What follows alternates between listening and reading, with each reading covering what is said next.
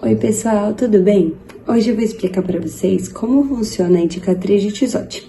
Ela foi desenvolvida pelo matemático francês Nicolas Auguste Tissot no século XIX para analisar as distorções que ocorrem em diferentes tipos de mapas. Seu principal objetivo é mostrar como as formas, áreas e ângulos mudam quando a superfície curva da Terra é representada em um plano. A indicatriz consiste numa série de círculos ou elipses desenhadas sobre o globo, todos do mesmo tamanho na superfície original da Terra.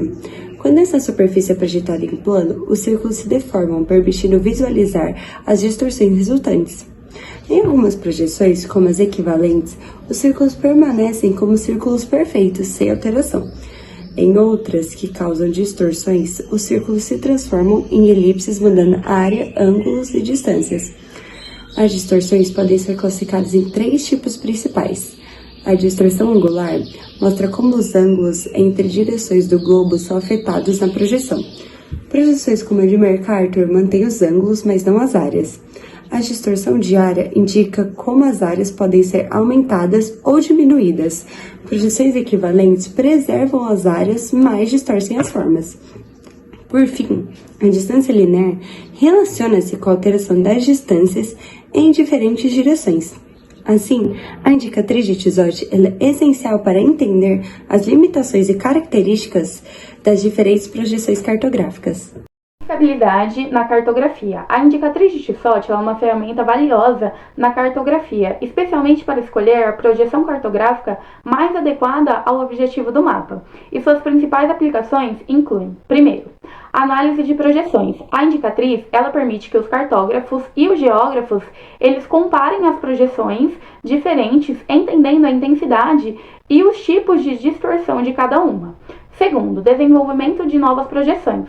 A ferramenta ela é útil na criação e validação de novas projeções, porque ela permite a visualização e ajustar os tipos de desgastes. Terceiro, educação e compreensão pública. Ela é usada como uma ferramenta para ilustrar como as projeções cartográficas alteram a representação da superfície terrestre.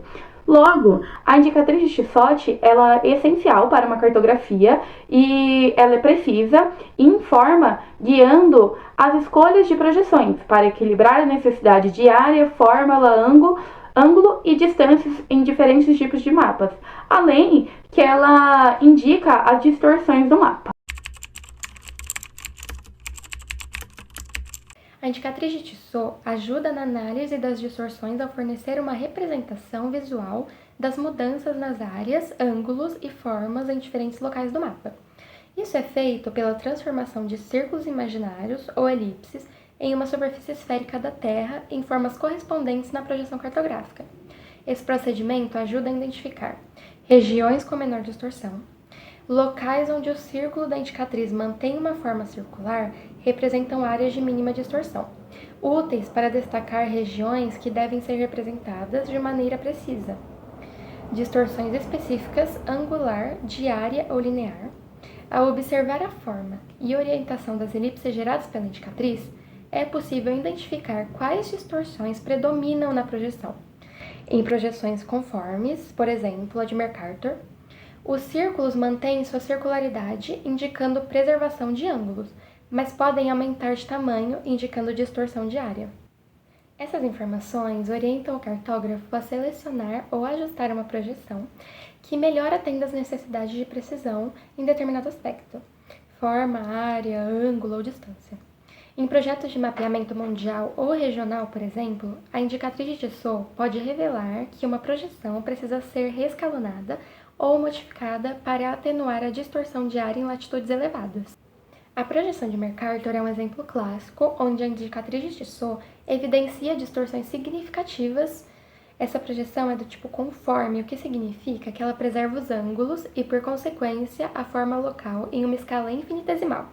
A projeção dos ângulos torna a projeção de Mercator extremamente útil para a navegação marítima e aérea, onde é importante manter o ângulo de rota constante. Ao aplicar a indicatriz de Tissot na projeção de Mercator, os círculos ao longo do equador permanecem relativamente pequenos e circulares, indicando baixa distorção angular e de área nessa faixa.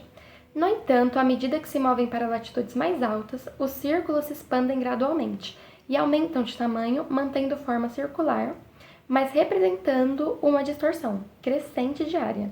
Isso acontece porque na projeção de Mercator, as áreas e latitudes altas são exageradamente ampliadas. Como resultado, regiões polares como a Groenlândia aparecem desproporcionalmente grandes, em comparação a áreas equatoriais como a América do Sul ou a África. Ao analisar a projeção de Mercator, com a indicatriz de Tissot, cartógrafos podem observar o aumento exagerado dos círculos em altas latitudes, e com base nessas informações, optar por projeções alternativas, como a de Gall-Peters, que é equivalente, caso a prioridade seja a preservação da área.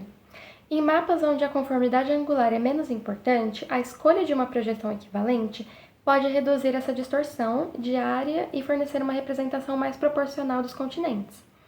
Assim, a indicatriz de Tissot permite que os cartógrafos ajustem ou escolham projeções alternativas conforme as prioridades do mapeamento, ajudando a minimizar os impactos das distorções de acordo com a finalidade do mapa. E chegou a hora da resolução de questões, no caso a questão 19 do livro.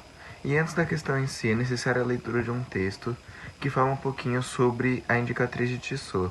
E nela nesse texto basicamente fala que a análise de projeções cartográficas a partir da indicatriz de Tissot permite uma melhor compreensão das formas, da distância e das áreas do que são indicadas no mapa. E a questão 19 em si diz o seguinte: agora é a sua vez, em grupos, analise cada uma das projeções cartográficas a partir. A primeira projeção a ser explorada é a de Gall-Peters, e ela mantém as distâncias e as áreas, porém distorce um pouco as formas enquanto mais distante elas estão da linha do Equador. Então, o formato dos países e dos continentes eles são alterados conforme a latitude vai aumentando. E quando a gente faz uma análise com a indicatriz de Tissot, a gente pode perceber que os círculos eles mantêm o mesmo tamanho e a mesma distância, porém a forma pode variar conforme elas estão mais próximas ou mais longe do Equador. E por último, mas não menos importante, temos a projeção azimutal equidistante do aspecto polar. Essa projeção representa uma superfície da Terra em um plano a partir de um ponto central, chamado de polo, mantendo as distâncias em relação a esse ponto. É útil para mapas que requerem precisão em distâncias a partir de um ponto específico. Em relação à distorção, ela é aumentada à medida em que se afasta do ponto central, o que pode afetar na representação das áreas e formas em regiões mais distantes. Então, quando aplicar a indicatriz de Tissot, é possível observar uma preservação na distância entre os círculos, porém uma distorção nas formas conforme elas se afastam dos polos.